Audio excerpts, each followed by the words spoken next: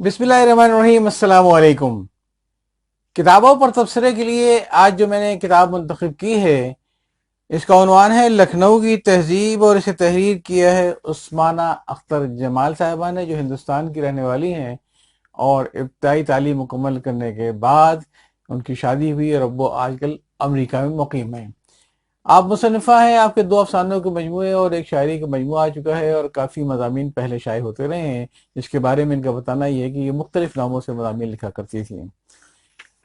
फिर आपका बताना ये भी है कि आप medical terminology, accounting, library science, सहाफ़त और मैथ वगैरह में डिग्रियां, डिप्लोमा, सर्टिफिकेट लिए हैं। Proof reading, proof writing, editing, news clipping, news writing और सहाफ़त में भी इनका तजर्बा है। अब आते हैं इस किताब के ऊपर। पहली बात जो मुझे इस किताब की सबसे अच्छी लगी वो तो खैर ये है कि इसकी कीमत बहुत कम है। जहां तक इस किताब का ताल्लुक है तो मैं ये समझता हूँ कि ये किताब कम है, एक तवील मस्मून ज़्यादा है लखनऊ की तहजीब के बारे में, जिसे एक किताबचे की शक्ल में शाये किया गया है। बहरहाल, इसे किताब कहें या किताबचा, कीमत इसकी कम है क्योंकि इसके तबाद भी अच्छी है, इसके कागज़ भी अच्छे हैं और इसकी बाइंडिंग भी ठीक ठाक है। इसके बावजूद इसकी कीमत सिर्फ 100 रुपये है।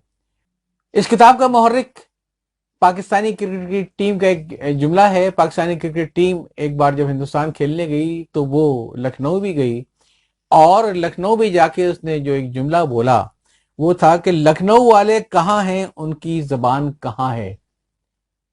ये जुमला शायद मुहर्रिक है इस किताब का। पहले तो मैं आपको इक़्तिबास सुनाऊं इस किस्से का, फिर मैं इस किताब पे आगे चलता हूं।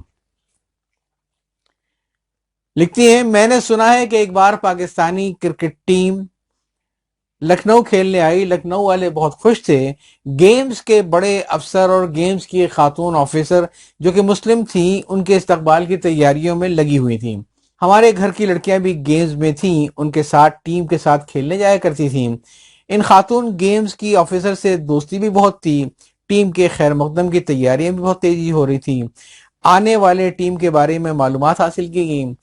जबान का मसला ना हो, पंजाबी, बंगाली, सिंधी जबान जानने वालों की खास ट्रेनिंग की गई कि वो ट्रेन से उतरते के साथ ही उन मेहमानों का ऐसा इस्तकबाल करें कि उनको लखनऊ में अजनबीपन का एहसास ना हो,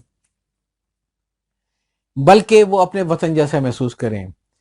इनके पसंद के खानों का खास ख्याल रखा जाए। सुना है कि ऐसी तैयारी तो किसी मुल्क के सदर के आने की भी नहीं होती।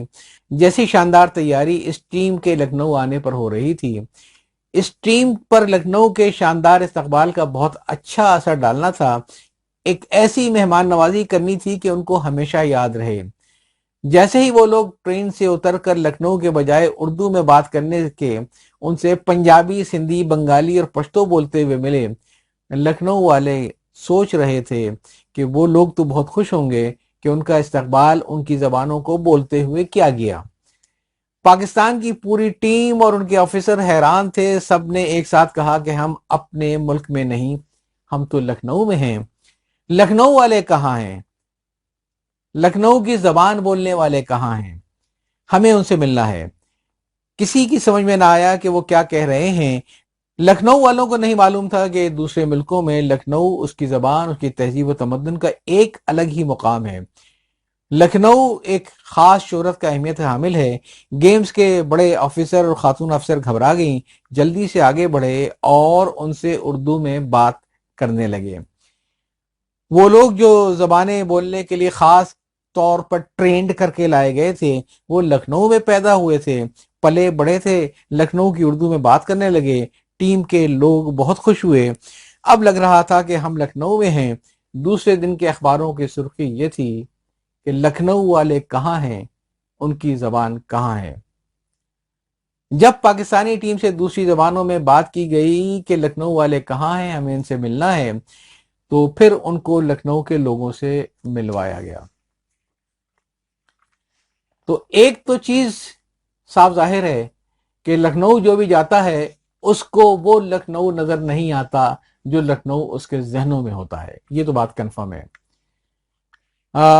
खातून ने बराबर ये इसका जिक्र किया कि जो पाकिस्तानी टीम गई उस उनके साथ बात करने के लिए, उस पाकिस्तानी क्रिकेट टीम के साथ बात करने के लिए جو لوگ خاص طور پہ جن کی تربیت دی گئی وہ لوگ پنجابی، بنگالی، سندھی اور پشتو زبان بولتے تھے.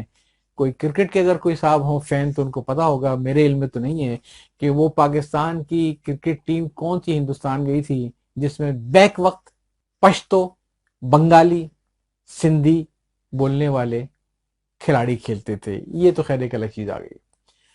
اب میں آتا ہوں اس مسئلے کے اوپر کہ یہ کتاب دراصل ایک لکھنؤ والے کی طرف سے ایک کوشش کی گئی ہے کہ لکھنؤ کو جھاڑ پہنچ کے شوکیس کر کے ایسا پیش کیا جائے جیسا کہ لوگوں کے ذہنوں میں پرانی کتابیں لکھنؤ کی پڑھ کے ذہن میں آتا ہے ویسی زبان وہاں بولی جائے.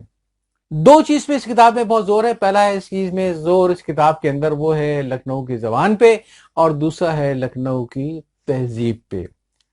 میں ان دونوں کا الگ الگ ذکر کروں گا. پہلے آ جائے زبان کا مسئلہ. تو زبان کا مسئلہ جہاں تک ہے، جو خاتون بڑا اصرار کر رہی ہیں کہ وہاں پہ اردو زبان بہت اچھی اور میٹھی اور بولی جاتی ہے جس کی وہ شوکیسنگ کر رہی ہیں، اس کی حقیقت کیا ہے؟ انہی کی کتاب سے میں ایک اقتباس اور پڑھ دیتا ہوں. ابھی جب میں لکھنؤ گئی تو بدلی ہوئی زبان اور تہذیب دیکھ کر دنگ رہ گئی. جب کبھی لکھنؤ والے ایک دوسرے کو اپنے گھر بلاتے تھے تو کہتے تھے آپ ہمارے ہاں تشریف لائیے، آپ ہمارے گھر آئیے، ہم کو خوشی ہوگی. میری سمجھ میں نہیں آیا کہ جب کسی نے مجھ سے کہا کہ بہت دن ہو گئے آپ انڈیا نہیں آئیں، آئیے لکھنؤ گھوم جائیے. میں نے جواب دیا تھا کہ لکھنؤ کو کیا گھومنا، وہ گھوما ہوا ہے. وہیں پیدا ہوئے پلے بڑھے. جب لوگ پہلی بار لکھنؤ آتے تھے تو ہم لوگ ان کو ضرور لکھنؤ گھمایا کرتے تھے. مجھ کو نہیں معلوم تھا کہ وہ مجھے لکھنؤ آنے کی دعوت دے رہے ہیں، جو میں سمجھ نہ پائی. جب میں لکھنؤ گئی اس وقت کسی نے مجھ سے کہا کہ آپ لکھنؤ میں ہیں تو ہمارے ہاں بھی گھوم جائیے. تو میں واقعی گھوم گئی. میری بہن نے بتایا کہ آپ جب بہت لوگ اپنے گھر میں کسی کو آنے کی دعوت دیتے ہیں تو کہتے ہیں ہمارے ہاں گھوم جائیے. تو یہ تو آج کل کی لکھنؤ ہے جس کا مصنفہ نے ذکر کیا. اچھا، مزے کی بات یہ ہے کہ اس پوری کتاب کو آپ پڑھیں گے جو کہ اس بات کے لیے لکھی گئی ہے کہ لکھنؤ والوں کی اردو بہت اچھی ہے، آج بھی اتنی اچھی ہے جتنی کبھی تاریخ کی کتابوں میں ہوتی تھی. تو بڑی بدقسمتی کی بات ہے کہ 75 صفحے کی یہ کتاب یا کتابچہ انگریزی الفاظ کی بھرمار ہے. اس میں ایسے ایسے الفاظ اس میں انگریزی میں استعمال کیے گئے ہیں جن کا اردو مترادف موجود ہے، جن کا اردو ترجمہ موجود ہے اور زبان زد عام بھی ہے، لوگ اسے سمجھتے بھی ہیں. لیکن آپ دیکھیں گے اس میں گیمز ہے، اس میں پلین ہے، اس میں ٹرینڈ ہے. ایسے آپ کتاب پڑھیں گے تو آپ کو معلوم ہوگا کتنے زیادہ انگریزی الفاظ کی بھرمار ہے. مجھے جو اعتراض ہے وہ اس بات کا ہے کہ آپ جب کہ خود یہ کتاب آپ لکھ رہی ہے کہ لکھنؤ میں اردو کے بارے میں، تو کم سے کم اتنی پروف ریڈنگ آپ کو کرنی چاہیے تھی یا کسی سے کروا لینی چاہیے تھی کہ اس میں جو انگریزی الفاظ کی بھرمار ہے اس کی جگہ پہ کوئی اردو الفاظ لکھ دیا گئے. یہ کوئی میرے ساتھ اناڑی آدمی اگر کرتا جس کو نہ اردو آتی ہے نہ انگریزی تو بات سمجھ آتی ہے، لیکن یہ خاتون ان کو تو پروف ریڈنگ میں اور جرنلزم میں اور سب میں اتنا تجربہ ہے تو ان کو اس چیز کا احساس کرنا چاہیے تھا. اور مجھے امید ہے کہ جب دوسرا ایڈیشن آئے گا تو وہ اس چیز کا یقیناً خیال کریں گی. ایک میں بات اگلے آگے بڑھنے سے پہلے ضرور کہوں گا کہ جس چیز کو ہم لوگ نہیں سمجھ پا رہے ہیں کہ اردو بطور زبان زوال پذیر ہے. اس وقت اردو بطور بولی پھیلتی جا رہی ہے، پوری دنیا میں پھیلتی جا رہی ہے. بولی وہ چیز ہے جو کہ بولی جائے، سنی جائے، سمجھی جائے. زبان وہ چیز ہے جو کہ لکھی جائے اور پڑھی جائے. تحریری طور پہ اردو زبان ختم ہو رہی ہے آہستہ آہستہ، جس پہ کوئی لوگ توجہ نہیں کر رہے ہیں. میں صرف دو حقائق رکھوں گا ہندوستان اور پاکستان کے بارے میں جس سے آپ کو اندازہ ہوگا کہ صورتحال کیا ہے. اردو کے بارے میں کہا جاتا ہے گنگا جمنی کی زبان ہے، اور دبستان لکھنؤ، دبستان دہلی، دبستان دکن، یہ سب باتیں ہوتی تھیں. صورتحال یہ ہے کہ 2011 میں ہندوستان میں ایک مردم شماری ہوئی اور اس مردم شماری میں ہر ایک نے لکھ کر دیا کہ اس کی مادری زبان کون سی ہے. ایک عجیب سی بات ہے کہ یو پی میں 4 کروڑ مسلمان جہاں رہتے ہیں، صرف 1 کروڑ لوگوں نے بتایا کہ ہماری مادری زبان اردو ہے. صرف 1 کروڑ لوگوں نے. اس کے ساتھ ساتھ یہ تعداد ہمارے ہاں گھٹی ہے. لکھنؤ کی اگر ہم مثال لیں تو لکھنؤ میں جب دیکھتے ہیں آبادی کا تناسب، تو جناب وہاں پہ مسلمان جو ہیں وہ 21% ہیں اور ہندو جو ہیں وہ 77% ہیں. لیکن جب ہم دیکھتے ہیں مادری زبان کا تناسب، تو 2011 کی مردم شماری کے مطابق وہ لکھنؤ کے جہاں پہ 21% مسلمان ہیں، اب وہاں پہ صرف 7.5% ایسے لوگ رہ گئے ہیں جو اردو کو اپنی مادری زبان کہتے ہیں. ہندوستانی زبانوں میں اردو کا نمبر 7واں آتا ہے. اچھا، حالات پاکستان میں بھی کوئی زیادہ مختلف نہیں ہیں. ہمارے ہاں جو مردم شماری ہوئی تھی 2017 میں، اس سے معلوم یہ ہوا کہ جن لوگوں کی مادری زبان اردو تھی، جن لوگوں کی بنیادی زبان اردو تھی، ان کی تعداد جو پہلے 1998 میں 7.5% تھی، اب وہ گھٹ کے صرف 7% رہ گئی ہے. اور اردو کے ساتھ ساتھ تناسب جو بڑی بری طریقے سے گھٹا ہے وہ ہے پنجابی زبان کا، کہ جو پہلے 1998 میں 44% لوگ اپنے مادری زبان کے بارے میں دعویٰ کرتے تھے پنجابی ہے، وہ اب گھٹ کے صرف اور صرف 38% رہ گئی ہے 2017 میں. یہ دو زبانیں، اردو زبان، پنجابی زبان، میں بولی کی بات نہیں کر رہا ہوں، یہ اب پاکستان میں زوال پذیر ہیں اور اس کے مادری زبان بولنے والوں کی تعداد دن بدن گھٹتی جا رہی ہے. اور آپ کو یہ سن کے تعجب ہوگا کہ پاکستان میں جو زبانیں بولی جاتی ہیں اردو، اس میں اس کا 5واں نمبر آتا ہے. پہلے نمبر پہ ظاہر ہے کہ پنجابی زبان میں چونکہ آبادی زیادہ ہے لہذا 38% لوگ پنجابی زبان بولتے ہیں، پھر پشتو ہے 18%، سندھی 14% اور سرائکی ہے 12%. اس کے بعد آپ کی اردو زبان آتی ہے جو کہ 7% ہے.